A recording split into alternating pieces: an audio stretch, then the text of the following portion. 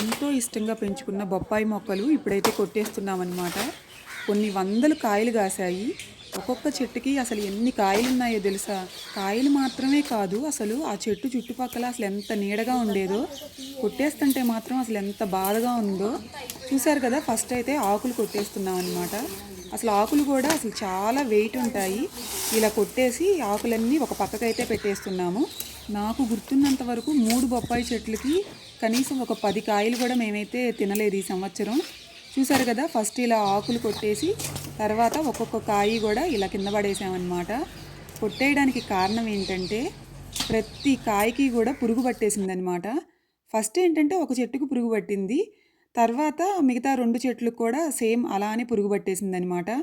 చూశారు కదా, వందల కాయలు మొత్తం వేస్ట్ అయిపోయాయి. అలానే ఎంతో ఇష్టంగా పెంచుకున్నాం కదా, సో చాలా బాధ.